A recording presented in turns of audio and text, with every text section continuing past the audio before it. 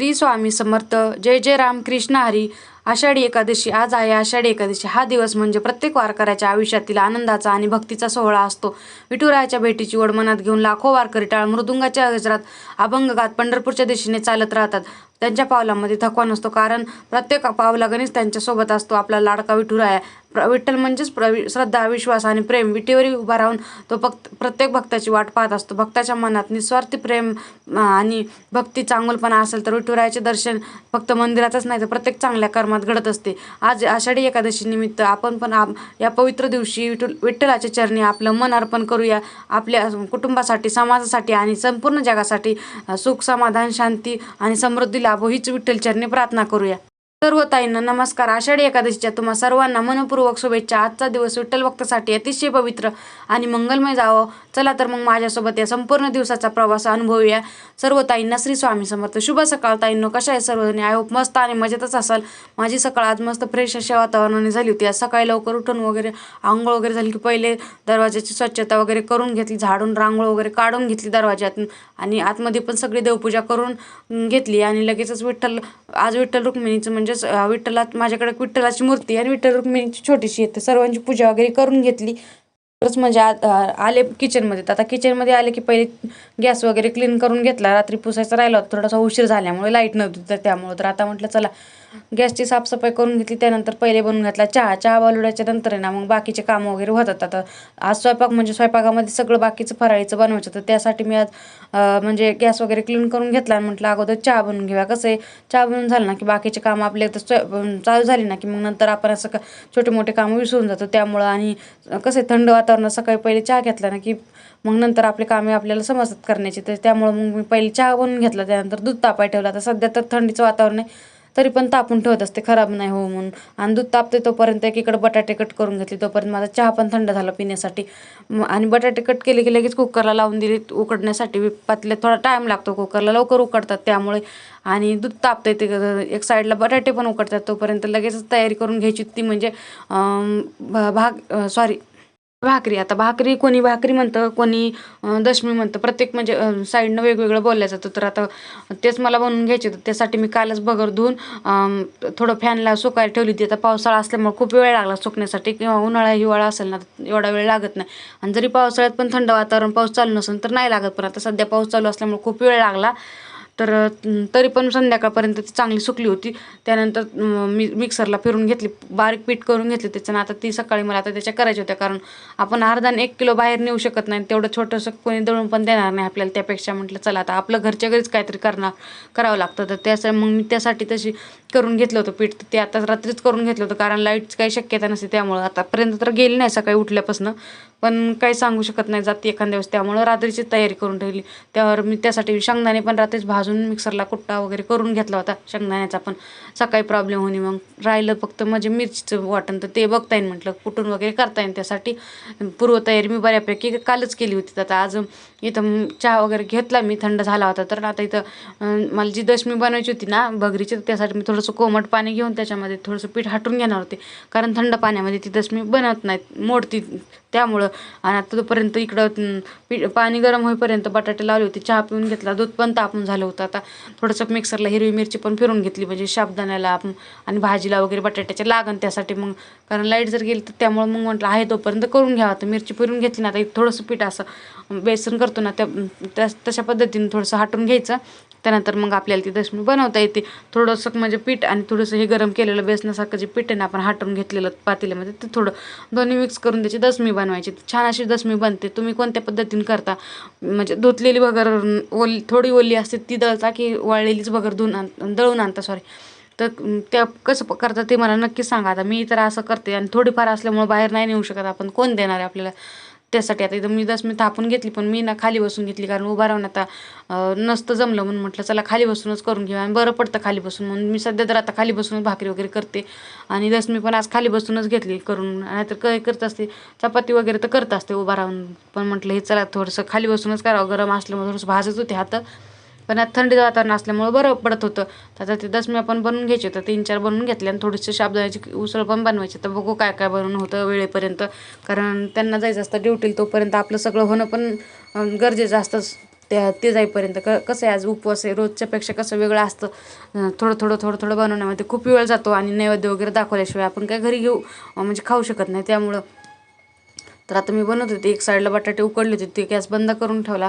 कुकरला कसं आहे लवकर उकडतात ना, त्यामुळं मग आणि गॅस पण कमी लागतो. आता सध्या तर आपल्याला गॅसची खूप गरज आहे. आता महाग पण झालेली आहे आणि थोडीशी कंडिशन पण अवघड आहे गॅसची. त्यामुळं तर बटाट्याचं थोडंसं थंड होण्यासाठी खाली उतरून घेतलं आणि तोपर्यंत इकडं मी दसम्या पण भाजून घेतल्या. 3-4 दसम्या केल्या छोट्या मोठ्या मिळून आणि त्यांना पण मला टिफिनला देता येईल एखादी घरी आमच्यासाठी. आणि कसं आहे आपण नेहमी उपवासाला शाबू वगैरे तर खातो, म्हटलं चला आज कसं सगळ्यालाच असतं तर परवडतं करायला. कसं आहे रोज एकादश असेल तर सासूबाई एकटीला असते आणि गुरुवार असेल तर मला एकटीला असतो. त्यामुळं काय एवढं कुटाणा वगैरे करत नाही आम्ही. भगर वगैरे दळून असं बनवणं त्यासाठी आम्ही असं एक दिवस उपवास असेल एखादीला तर साबुदाणा वगैरे आणि भगरीचं भात वगैरे असंच बनवत असतो. त्यामुळं मी आज म्हटलं चला बनवूयात आणि थोडंफार दुसरं पण याच्यासोबत खायला करता येईल, ठेचा वगैरे. आता बघू काय काय बनवून होते. तर माझं मी चाललंय आता प्रयत्न तर आहेत बनवण्यासाठी.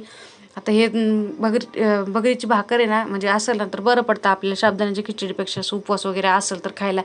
आता तर त्यासाठीच मग माझं तेच म्हटलं चला आता बनवून घेऊ येते तर बनवून घेते ना लगेचच. आता इथं बाकीचं पण करून घ्यायचं होतं. तर बघू आता आपलं कसं असतं उपवास म्हणलं ना थोडं म्हटलं तर बऱ्यापैकी बनवून होतं का. आणि म्हणजे कसं असतं आपलं उपवास करतो पण थोडं चिप्स वगैरे साबुदाण्याची उसळ असो, शेंगदाणे असो, काहीतरी असं थोडंफार फ्रूट किंवा फळ वगैरे कोणतं तरी याच्यामध्ये बऱ्यापैकी थोडं करून फराळीचं बनले जाते.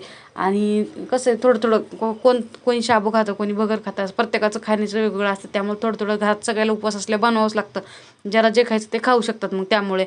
आणि कसं आहे जे खातं त्याच्यासाठी ते केलं तर त्यांचा म्हणजे उपवास घडतो आणि आपल्याला पण बरं पडतं. नाही तर मग कसं आहे ते नसेल खात तर काय उपयोग आहे करण्यात. त्यापेक्षा आता तिकडं ते भाजली दसमी थोडंसं पीठ उरलं होतं म्हणून एक छोटीशी केली. म्हटलं चला टाकून कुठं द्यावं, आता भगर पण भरपूर महाग झालेली आहे. आणि इकडं तेल तापलं होतं, कढईमध्ये तेल टाकलं चिप्ससाठी आणि थोडेसे चिप्स राहिले होते तर मी गावाकडनं आणली होती. तर आता बघू आता नंतर गेल्याच्या नंतर पण आणून मी परत. आता आणलेली थोडेफार म्हणजे कसं आहे थोडं सगळं आणलं होतं. त्यामुळं मग आता बऱ्यापैकी काही संपले काही आहे, काही संपत आले. तर आता परत जेव्हा जाईन तेव्हा थोडंफार आणखी आणून, म्हणजे कसं आहे नेहमी गेलं की थोडं आणलं ना की आणता पण येतं आणि परवडतं पण. एकत्र आणून आपल्याला पण इथं ठेवण्याची अडचण येतात. डबे वगैरे छोटे असतात. त्यापेक्षा म्हटलं चला जसं लागेल तसं आणत असते मग मी गावाकडे गेले इकडं. आता होते तेवढं सगळे चिप्स तळून घेतले होते. बघू म्हटलं थोडेफार मी घरी पण केलेले होते. इथं तुम्हाला मी एक व्हिडिओ टाकला होता, बघितला असेल तुम्ही. तर ते पण आहेत माझ्याकडे थोडेसे. पण हे आणलेले होते हेच तळून घेतले. आता त्याच्यानंतर थोडेसे शेंगदाणे तळायचे होते मला त्यांच्यासाठी. त्यांना शेंगदाणे आवडतात. कसं आहे खरपूस असे तेल कमी गॅसवर तेलात तळायचे आणि थोडंसं मीठ टाकायचं तळताना. म्हणजे जेव्हा तळून शेंगदाणा फुटतो ना थोडासा कसा थोडीशी चिरपडते शेंगदाण्याला तेव्हा त्याच्यामध्ये मीठ भरलं जातं. त्यामुळे ते शेंगदाणा खायला छान लागतो आणि क्रिप्सी पण होतो. त्यामुळं आता ते शेंगदाणे तळून घ्यायचे होते मला. ते तळून घेतले की लगेच थोडंसं तेल ओतून घेतलं, कारण तेल भरपूर होतं. एवढं काही लागणार नव्हतं. तर मला भाजीसाठी किती तेल लागतं, थोडंसंच लागतं. तर त्यासाठी मग म्हटलं चला आता भाजी पण बनवून घ्यायची होती. आज उकडलेल्या बटाट्याची भाजी बनवायची होती. आणि भाजी म्हणजे काय तर त्यात बाकीचं काही नसतं, फक्त हिरवी मिरची आणि मीठ आणि थोडंसं म्हणजे आपल्याला बटाटा लागेल तेवढं पाणी. बाकी आपण काही टाकू शकत नाही, उपवासासाठी काही जमत नाही. त्यासाठी मग साधी सिंपल अशी भाजी बनवायची होती बटाट्याची. हळद वगैरे तिखट वगैरे काही टाकायचं नव्हतं. हिरवी मिरचीची बनवायची होती. तर भाजी पण बनवून घ्यायची होती. आणि त्यात आता यशस्वी पण उठली होती, तिचं पण खेळणं चालू होतं. आणि आज एकादशी असल्यामुळे आमच्या आंघोळी पण लवकरच झालेले होते. म्हणजे रोज पण लवकर होते पण आज थोडं जास्त लवकर झालं होतं. आम्हाला वाटलं लाईट जाईल, पण असं मुद्दाम नव्हतं एखाद्या वेळेस की लाईट जात नाही. आपण जेव्हा आपण सगळी तयारी करतो ना जेवढं लाईटची असेल तेवढं त्यावेळेसला मुद्दामून लाईट जात नाही. पण चला चालत असतं. पण आपण पूर्वतयारी केलेली बरी असते, आपल्यासाठी पण सोपं होतं सकाळी काम. नाही तर आता कधी शेंगदाणे भाजायचे, कधी थंड करायची, मिक्सरला फिरवायची, तोपर्यंत बाकीचे काम उरकतात. त्यापेक्षा म्हटलं चला पूर्वतयारी आपली कधी पण आपल्याला काम आहे. ते कोणतं पण सण असो काही पण असो त्यावर पूर्वतयारी करणं ना आपली गरजेची असते असं मला वाटतं. कारण आपल्याला सकाळी ना वेळेवर सगळं टिफिन वगैरे बनवून द्यायचं असतं. त्यासाठी साधी सिंपल भाजी पण बटाट्याची खरंच खायला छान लागते बरं का दशमीसोबत. आणि कधी कधी मी असे शेंगदाण्याचे आमटे पण बनवत असते. तर बघू संध्याकाळचं बनवण्याचं चाललं आहे आता विचार. आता बनवले तर बनवलं, तर मग संध्याकाळी बनवलं. कारण की आता भरपूर झाले हेच. आणि टिफिनला द्यायचं म्हणलं ना की एवढं सगळं देता येत नाही आपल्याला. 2 किंवा शक्यतो एक छोटासा असं 3च डबे देऊ शकतो आपण. टिफिनला जास्त देऊ शकत नाही. आणि काय काय देणार त्याच्यामध्ये. पातळ वगैरे पदार्थ असेल तर एकच देऊ शकतो. सुक्का असेल काही तर म्हणजे दशमी वगैरे शेंगदाणे असे एकत्र देऊ शकतो किंवा चिप्स वगैरे असं काहीतरी. पण हे सगळं एकत्र नाही देऊ शकत, दही हे. तर आता बघू काय काय देणं होईल. तर त्यामुळे मग मी काही जास्त केलं नाही. म्हटलं रात्रीचं बनवता येईल म्हणजे घरी असतात तर खातात. कारण आपण खायचं ना म्हणजे घरातला एखादा माणूस राहील तर ते म्हणजे आपल्याला नाही बरोबर वाटत. त्यापेक्षा म्हटलं आता थोडंफारच करता येईल, रात्रीचं बाकीचं करता येईल. कारण कसं आहे थोडं करतो आपण, दिसतं जास्त पण प्रत्येक पदार्थ असा थोडासा बनवतो म्हणून आपल्याला ते जास्त वाटतं. आणि नेहमीचं कसं असतं आपली भाजी चपाती सगळ्यांसाठी भरपूर अशी बनवली जाते, त्या म्हणजे पोटभर अशी, तर त्यामुळे ते आपल्याला कमी वाटते. तर आता इथं मी भाजी बनवून घेतली, हिरवी मिरची टाकून थोडासा कूट टाकला त्याच्यामध्ये शेंगदाण्याचा, आणि इथं थोडंसं लाल तिखट टाकलं शेंगदाण्यावरती, कारण थोडंसं तिखट पण म्हणजे सगळंच मिठातलं वगैरे नाही खा वाटत ना उपवास असल्याच्या नंतर, आणि गोड पण जास्त नाही खा वाटत. थोडंसं असं लाल तिखट टाकलं त्याच्यामध्ये, मसाला डब्यातलं नाही टाकलं, कारण आपण एखाद्या हळदीचा वगैरे चमचा घालतो, त्यामुळं जो भरणीत साईडला होतं का ते टाकून दिलं. आज उपवास असल्यामुळे नाही जमत ना, तर त्यासाठी. आता इथं भाजी झाली होती माझी, आणि आता इथं मला बनवायचं होतं यशस्वीसाठी शाबू. तर तो शाबू कसा बनवायचा होता की तो फक्त थोडंसं साखर नॉर्मली आणि पाणी टाकून शिजून घ्यायचा होता. थोडासा एक चिमूटभर साखर आणि थोडासा शाबू, अर्धी वाटी किंवा त्यापेक्षा कमी. तिला कसं आहे म्हणजे खायला, चावून खायला वगैरे बरा पडतो शाबू. रात्रच भिजवला होता, कारण रात्री भिजवलेला शाबू आहे ना चांगला भिजतो, आणि सकाळी मग घाई गडबडीमध्ये लक्षात राहत नाही, भिजत पण नाही. त्यामुळं आता तो नरम झालेला होता शाबू, तर तो शिजायला ठेवला होता. तो 5 मिनटं शिजून घेतला, थोडासा साखर टाकल्याने थोडा गोड लागतो, तर ती खाते. त्यामुळं तिला काही उपवास वगैरे काही नाही, पण असंच चला आता आपल्यासोबत थोडंसं खाईल म्हणून, आणि खाते, तिला आवडतं तसं. तर त्यामुळं तिचा बनतं तोपर्यंत तिकडं भाजी वगैरे करून घेतली मी. आता सर्व झालं होतं इथं माझं बनवून. आता म्हटलं चला, आता हे जे दिसते ना ते हिरवी मिरची आणि थोडंसं शेंगदाण्याचा कूट फिरून ठेचा प्रकार असा असतो ना, तसंच केलेलं आहे मी, थोडीशी चटणीसारखं, पण छान लागतं खायला. आता इथे सगळं ताट वाढून घेतलं. ताटामध्ये बटाट्याची भाजी, शाबूची उसळ, थोडेसे शेंगदाणे मिठातले रात्री बनवले ते पण, आणि सकाळी जे तळले होते ते, थोडीशी दशमी आणि चिप्स आणि थोडासा ठेचा, दही, असं सगळं मी थोडं थोडं करून सगळं ताटामध्ये देवासाठी नैवेद्य करून घेतला. 2 ताटं केली, म्हणजे एक देवासाठी नैवेद्य आणि एक माझे म्हणजे सासरे आहेत ना त्यांच्यासाठी एक नैवेद्य, कारण उपवास असतो ना आपल्या घरी सगळ्यालाच असतो, मग त्यांना पण फोटोला त्यांच्या पण दाखवून घेत असतो. तर मग 2 ताटं केले दोघांना देवाला, आणि त्यांना ठेवले ना. आता इथं त्यांना पण फराळीचं दिलं होतं, तर त्यांनी थोडंफार खाल्लं, कारण सकाळी एवढं काही खात नाही. तर लगेचच म्हटलं चला आता आपलं तर काय वारीत जाणं होत नाही, आणि मंदिरात जायचं बघू आता, पावसामुळं काही शक्य नाही. त्याच्यामुळे म्हटलं चला आता हे पण काय आपल्या विठ्ठलाचं, ते यांचं दर्शन घेऊया म्हणून यांचं दर्शन घेतलं. लगेचच यशस्वी तिच्या आजी बाहेर गेले होते, ती रडत होती म्हणून नेलं होतं त्यांनी, त्या आल्या होत्या. तर लगेचच मग त्यांचं पण दर्शन घेतलं, आणि इथं लगेच ती पण दर्शन घेत होती आजीचं, माझं तिच्या पप्पाचं यांचं दर्शन घेतले तिनं पण, तिच्या पप्पानी पण आजीचं यांचं घेतलं. बाकी देवाचं वगैरे पण झालं होतं दर्शन. आणि त्यानंतर मग मी कपडे वगैरे धुतले, फराळीचं केलं, थोडंसं बसले तोपर्यंत 12-12:30 वाजले. कारण आपल्याला वाटतं की स्वयंपाक वगैरे नाही, आज काही काम नाही जास्त, पण तेव्हा जास्त टाईम निघून जात होता. तर सगळं आवरल्याच्या नंतर असे भरपूर असे भांडे जमा झाले होते, पूर्ण किचन भरलं होतं, कारण थोडं थोडं बनवलेलं, थोडं थोडं काढून ठेवलेलं ते. आणि आम्ही केलेली फराळीचं टिफिन वगैरे भरून दिल्याच्या नंतर बाकी रिकामी झालेली भांडी, असे भरपूर असे भांडे होते, तर ते पण घासायचे होते. म्हटलं चला आता भांडे वगैरे घासून घ्यावं. आणि भांडे घासल्याच्या नंतर मग बाकीचे काय काम आता ते ठरवतो. जायचं चाललं आहे आमचं मंदिरात विठ्ठलाच्या, तर बघू आता काय काय होईल. तर पावसाच्या वातावरणावर आहे, सकाळी थोडंसं ऊन पडलं होतं, पण तेव्हा एवढी घाई गडबड असते ना की नेमकं त्या टाईमला नाही जाऊ शकत आपण. सकाळची देवपूजा वगैरे नैवेद्य देवासाठी नैवेद्य, त्यांच्यासाठी टिफिन वगैरे सगळं बनवायचं असतं, त्या घाई गडबडीत आपण नाही जाऊ शकत. सगळेच कामं महत्त्वाचे असतात, देवाला जाणं पण आपल्याला वाटतं, पण घरातली पण कामं तेवढीच महत्त्वाची असतात. म्हणून म्हटलं चला थोडंसं दुपारनं वातावरण बघूया, कारण वातावरण जर बरं असेल तर जाता येईल. मंदिर थोडं लांब आहे, आणि पायी जायचं म्हटल्याच्यानंतर पावसामुळे सगळा चिखल वगैरे, पाणी पण आहे रोडला, तर झालं शक्य तर जाऊ, नाही तर नंतर मग एखाद्या दिवशी तर जाऊच. तर आता बघूयात काय काय होतं. तर त्यासाठी मग मी आता इथं सगळं किचन वाट्यावरली भांडी वगैरे घासून घेतली, पूर्ण किचन वाटा भरला होता, एवढी भरपूर भांडी होती. पण म्हटलं आता घासून तर घ्यावीच लागणार आहे, त्यांचा पावसाळा असल्यामुळे लवकर सुकत पण नाही येत होता. बाहेर ठेवा तर गॅलरीत पावसाळा भिजतात, आणि आतमध्ये ठेवा तर सुकत नाही येत दिवसभर पण. तर आता काय काय होईल ते बघू. तर इथं भांडे सगळे घासून घेतले मी, भरपूर असे भांडे होते. आणि इथं यशस्वी पण झोपली होती, तर म्हटलं चला ती झोपली तोपर्यंत तर अजून तर ठेवूया. जर ऊन पडलं किंवा वातावरण चांगलं झालं, पाऊस जरी उघडला तरी पण जाऊन यायचं होतं आम्हाला. पण आता झालं असं की माझं काम आवरेपर्यंत ती झोपली, आणि ती उठेपर्यंत पाऊस पण नव्हता, आणि ती उठली आणि पाऊस सुरू झाला. आणि तिला झोपेतून उठवलं तर लहान मुलांचं कसं असतं, झोपायचं त्यांच्या मनावरच असतं, उठायचं त्यांच्या मनावर असतं. आपण जबरदस्ती झोपी पण नाही घालू शकत, आणि जबरदस्ती झोपेतून उठू पण नाही शकत आहे. तर त्यांच्या मनाप्रमाणेच असतात. इथं भांडे घासून घेतले, आणि थोडंसं किचनचं पण क्लीन करून घेतलं, किचन वाटा ते सगळं. कारण रोज पण आपण कसं स्वयंपाक करतो, कधी वेळ भेटला तर होतं क्लीन, कधी नाही भेटला तर वरवरनं होतं, तर ते पण क्लीन करून घेतले. ते थोडंसं वायपर पण, पाणी आपण नाही का सारखंच ओढून वल्ला हात वगैरे लागतं, कधी खरकटा कधी तेलकट हात वगैरे लागून ते पण थोडंसं घाण झाल्याने वाटत होतं तेलकट, त्यामुळे ते पण घासून घेतलं. भरपूर साड्या आज जाळीमध्ये भांडे बसत नव्हते, एवढे सारे भांडे होते, ते पण घासून घेतले.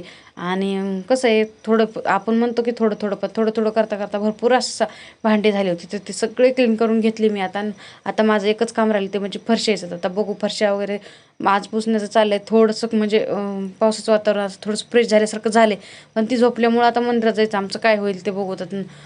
काय ठरण तर त्यासाठी म्हटलं आज फरशा पुसून घ्याव्यात.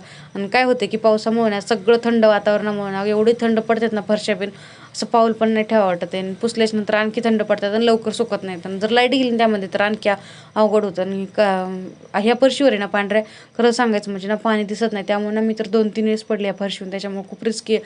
म्हणून मी शक्यतो आता टाळते पावसाळ्याच्या दिवसात ना, ज्या दिवशी असं ऊन वगैरे किंवा मग पावसाचं वातावरण असेल ना तेव्हाच फरशा पुसायला. पाणी दिसत नाही आहे बिलकुल, पण सुकत पण नाही लवकर. जर फॅन असेल तर जिथं जिथं आपण फरशी पुसली का तिथं फॅन घेऊन जावं लागतो. बरं आहे की टेबल फॅन आहे म्हणून तरी बरं आहे का, कारण जिथं पुसलेली आहे का किचनमध्ये वगैरे तिकडं तर फॅन नाही, म्हणून हे छोटासा फॅन घेऊन जाऊ शकतो. आता फराळीचं वगैरे झालं होतं, भांडे पण घासून झाले होते, आता खूप तहान लागली होती, आता पाणी पण पिऊन घेतलं. आणि आपण म्हणतो पावसाळा दिवस आहे, पण एखाद्या दिवस खरंच असं होतं की उन्हाळ्यासारखं तहान लागते. आणि आता हे बघा पावसामुळे भाजीपाल्याचं पण खरंच खूप नुकसान होते बरं का. आता ना हे टमाटे आहेत ना, त्याला थोडंसं ना असं थोडंसं पाणी वगैरे पडलं असेल तर त्यामुळे बारीक बारीक चिलटं वगैरे आता होतात ना, मच्छर वगैरे, त्यामुळे मग ते धुवून घेतले. आणि ते हे पण मी धुवून घेतलं. टप पण होता ते छोटासा, त्याच्यामध्ये बटाटे आणि टमाटे आणि हे ठेवलं होतं काकडी. ते सगळं आता संपलं होतं, म्हणजे बटाटे वगैरे आज फराळीमुळे संपले आणि काकडी पण 2 दिवसापूर्वी संपली होती. आता राहिले होते बाकी म्हणजे टोमॅटो. आणि हे बाजूला का ठेवते, माळव्याच्या जाळीत नाही ठेवत, कारण की ती याच्यामध्ये ना यशस्वी ठेवतच नाही, सगळ्या घरामध्ये फेकून देते कांदे वगैरे. आणि कांद्याचं बटाट्याचं काही नाही, पण टोमॅटो खराब होतात, त्यामुळं ते साईडला ठेवले जातात. 2-3च टमाटे बाकी येतात, ते आता धुवून वगैरे ठेवून द्यायचे. आता शनिवार रविवार आलेलाच आहे, त्यामुळं आता भाजीपाला संपत आलेला आहे. आता तेच भांडे वगैरे झाले, किचन वाटा क्लीन करून घेतला. आता म्हटलं चला फरशी पुसून घेऊया.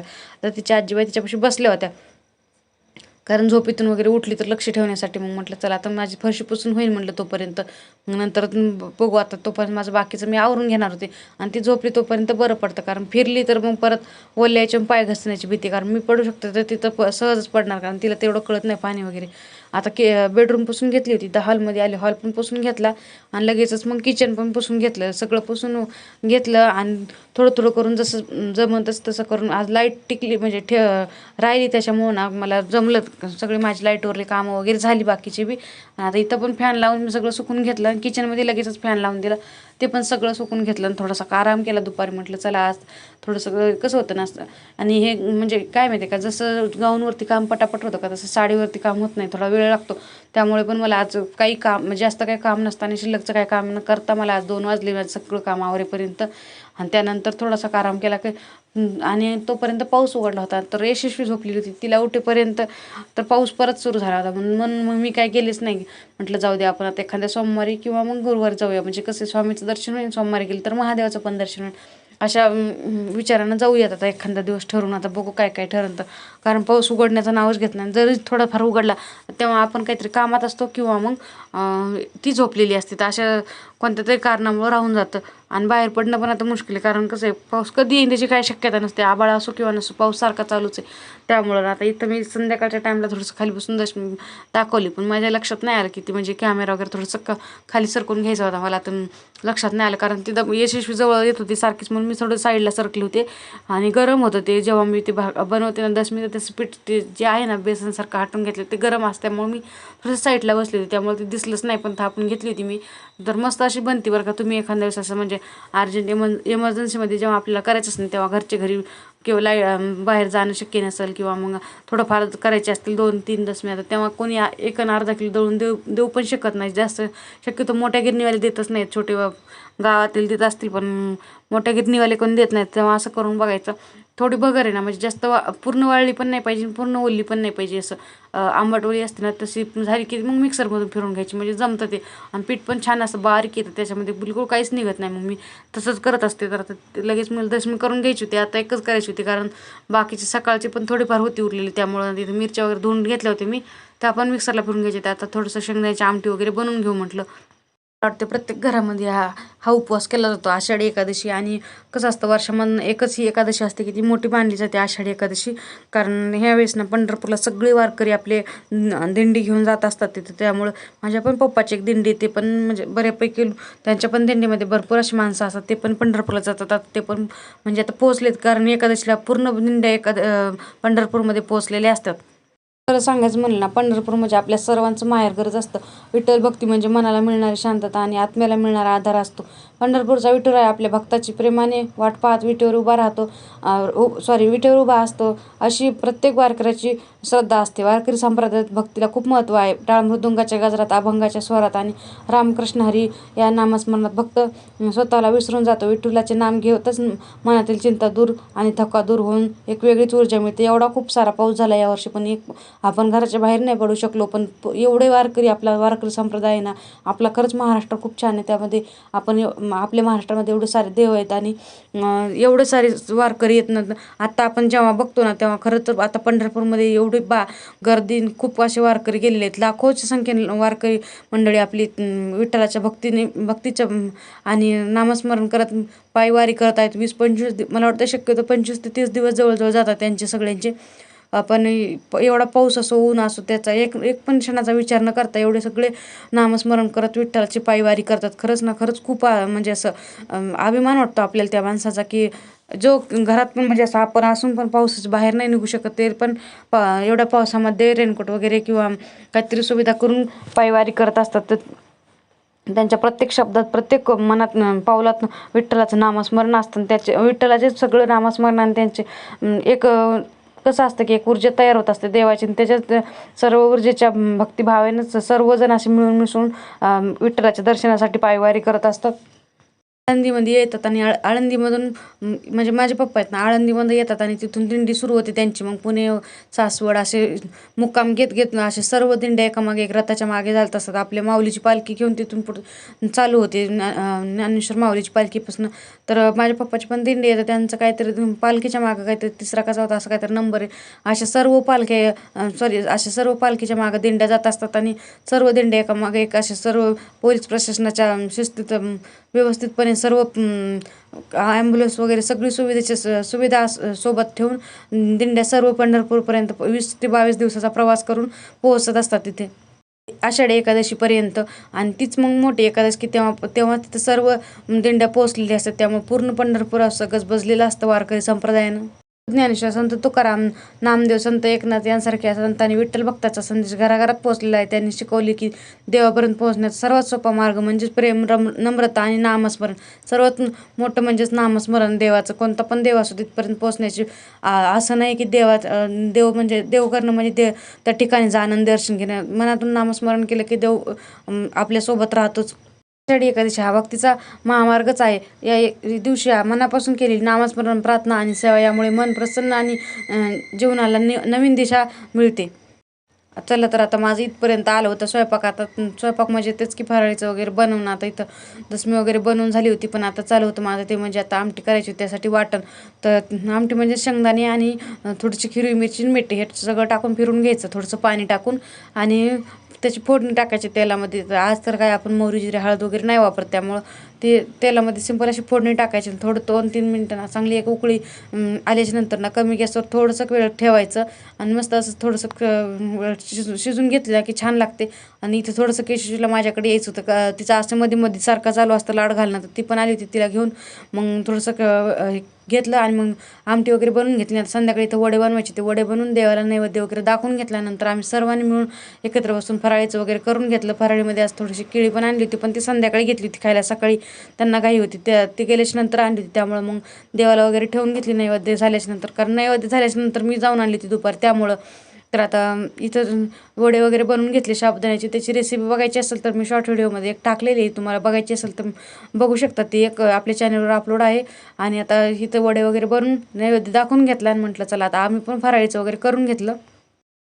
आज आषाढी एकादशी असल्यामुळे बाहेर जायची खूप इच्छा होती, पण पावसामुळे काय आम्ही जाऊ नाही शकलो. आम्ही दोघे असताना गेलो छत्री वगैरे घेऊन, पण यशस्वीमध्ये थोडीशी टाळाटाळी केली. पण चला चालतं, एखाद दिवशी जाऊन येऊ आम्ही, दाखवलं तुम्हाला म्हणजे घेतला व्हिडिओ वगैरे तर.